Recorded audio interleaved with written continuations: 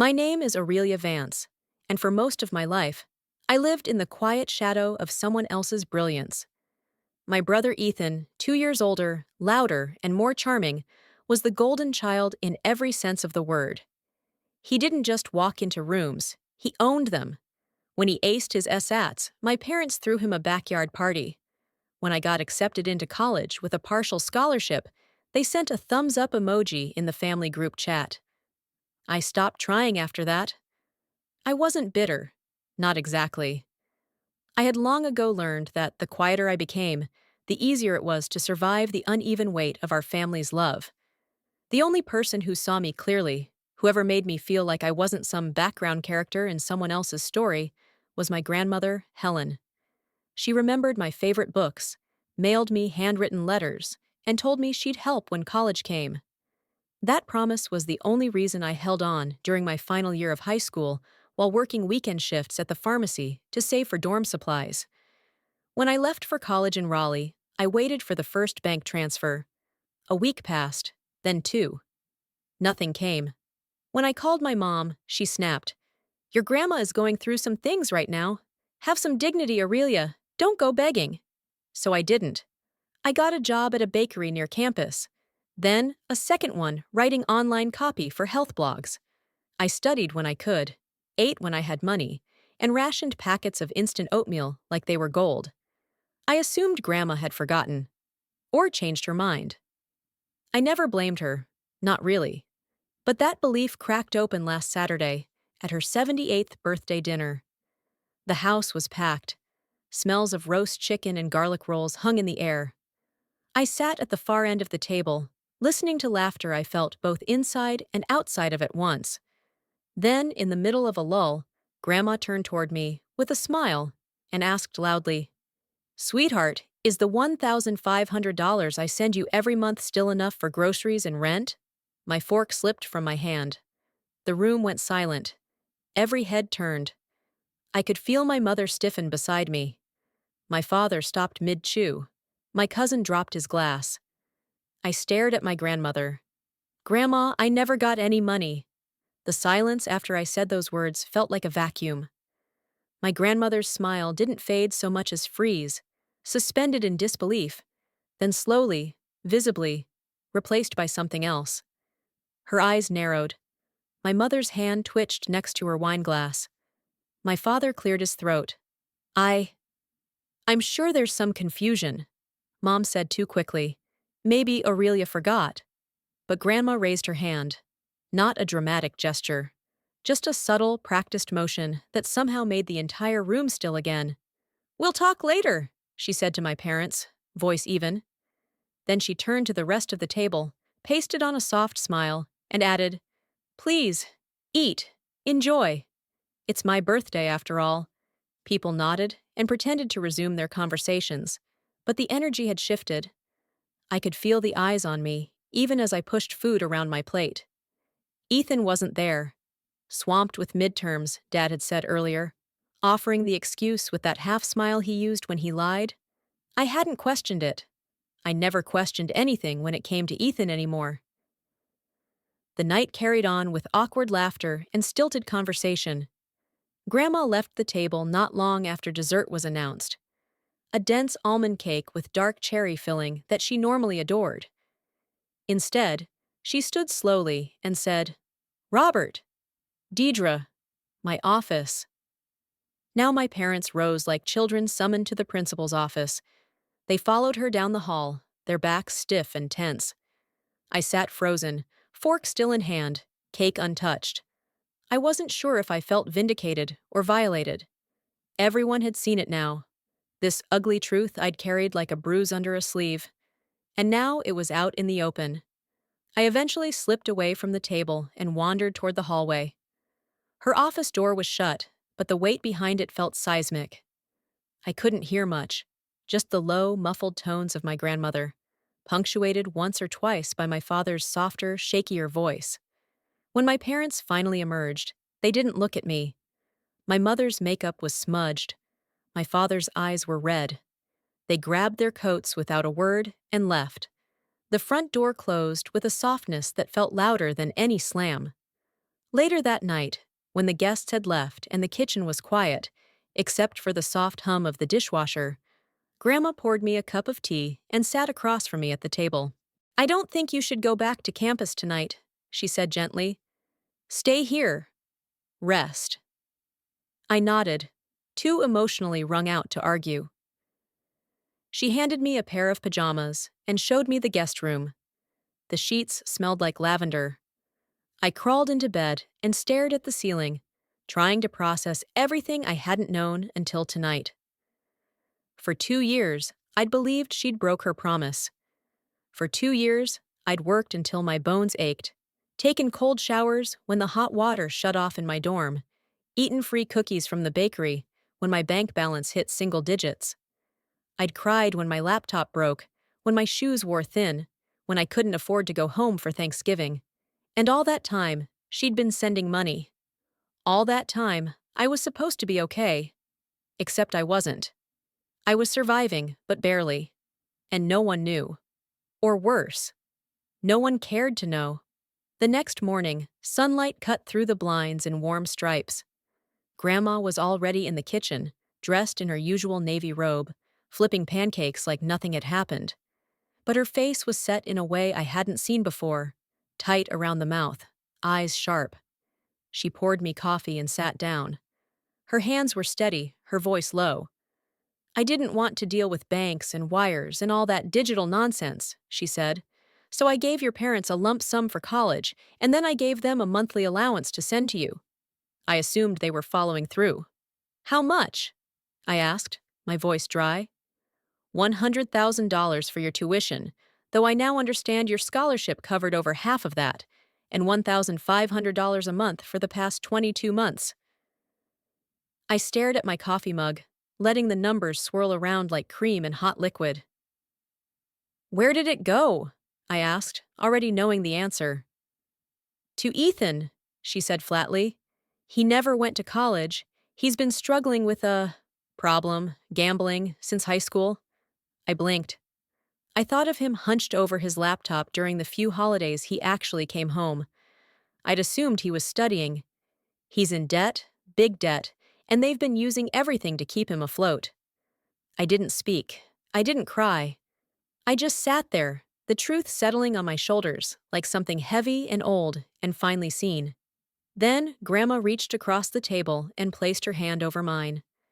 "From now on," she said, "the money goes directly to you. It was supposed to be just another family dinner. Birthday or not, I expected the same old hierarchy." Ethan adored in his absence, me politely tolerated. What I didn't expect was for the entire structure to crack wide open at the table. After Grandma's question about the money, the room hadn't recovered.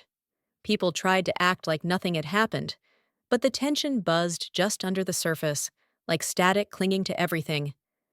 I picked at my food, trying to swallow more than just roast chicken. I felt hot under the collarbone, like everyone's gaze was still on me, even when they weren't looking.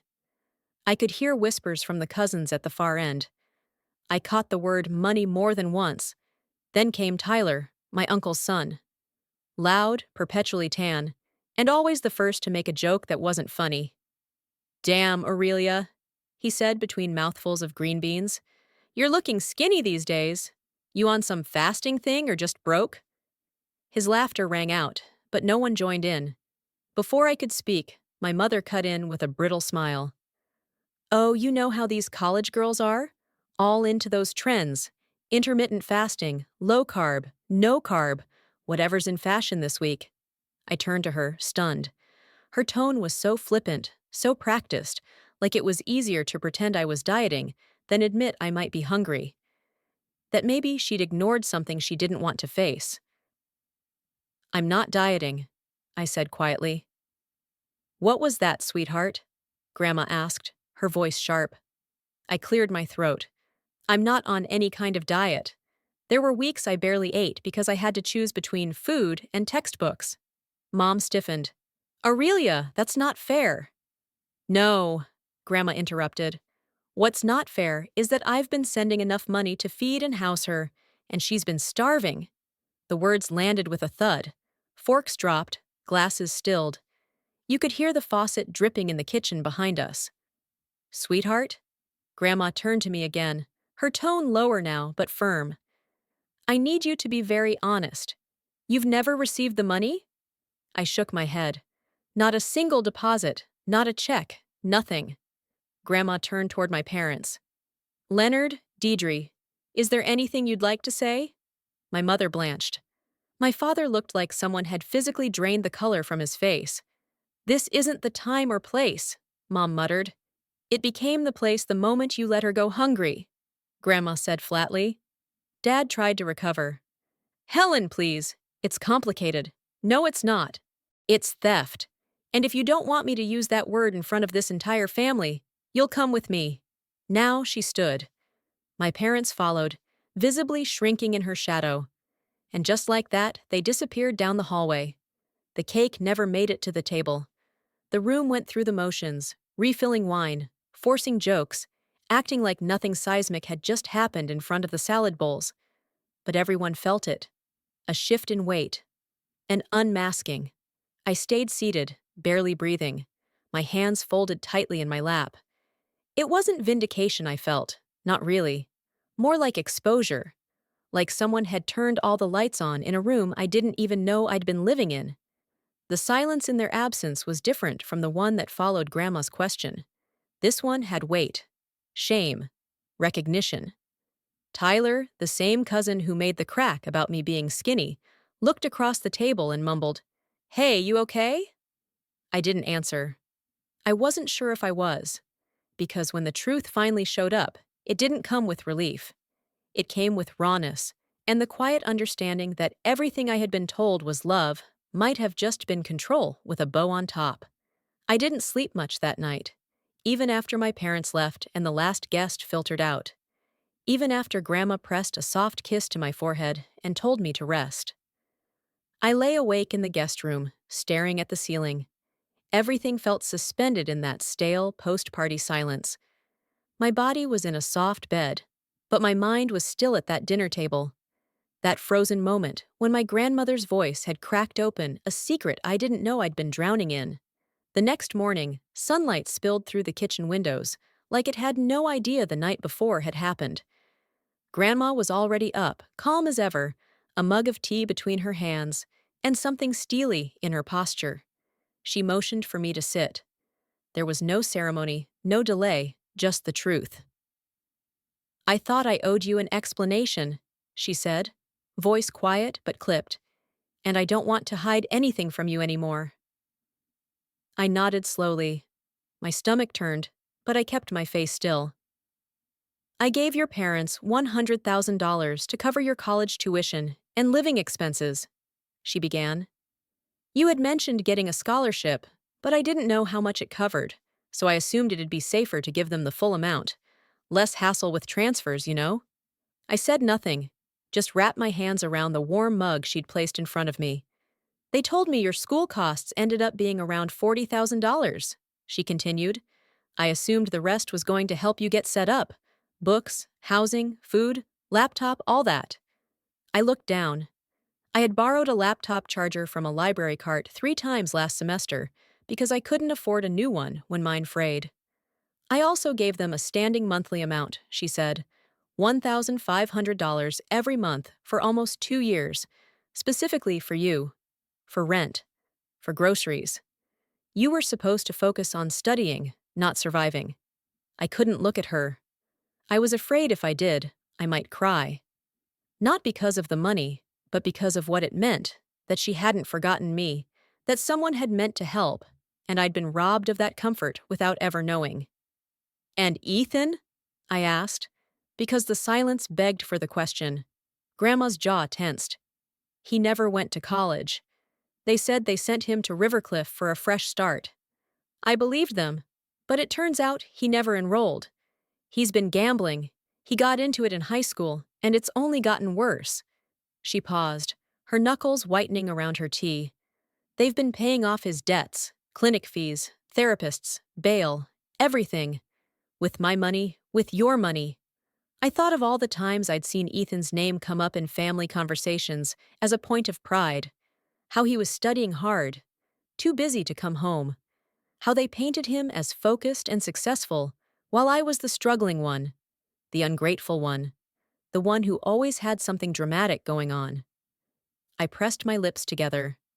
So I was the dramatic one, but he was the one draining everything dry. Grandma didn't deny it. I should have asked you directly, she said after a long pause. That's on me.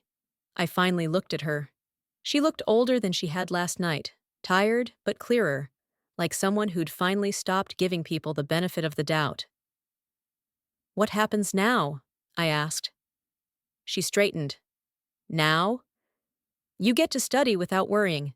Starting today, I'm transferring $2,000 directly to your account every month. No more going through anyone else. My breath caught. I don't want you to struggle another day thinking you were forgotten, because you weren't. She reached for my hand across the table and squeezed. Her palm was warm, steady, real, and for the first time in years, I believed it. They showed up on a Sunday afternoon without warning. I had just come back from a study group and was halfway through folding laundry when the knock came. 3 sharp raps, familiar, unwelcome. My parents stood outside my dorm room door, looking smaller than I remembered. Mom's sweater was wrinkled, her eyes rimmed in dark circles. Dad looked like he hadn't slept in days. Sarah glanced over their shoulders and muttered, "I'll be in the library," before slipping away. She knew the temperature before anyone said a word. "We need to talk," Dad said, already stepping inside. Mom took Sarah's bed, Dad the desk chair. I stood near the window, arms crossed. "We've spoken with your grandmother," Mom started. "I know," I said flatly. "She told me everything." They exchanged a look. Then Mom went straight for it. "We were hoping you might talk to her, help her, understand, about the will." I let out a short, disbelieving laugh.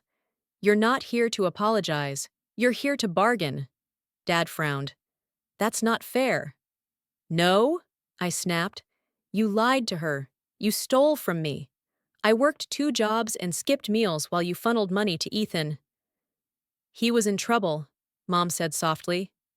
"He still is." "And I wasn't?" My voice cracked. "I called you. I begged.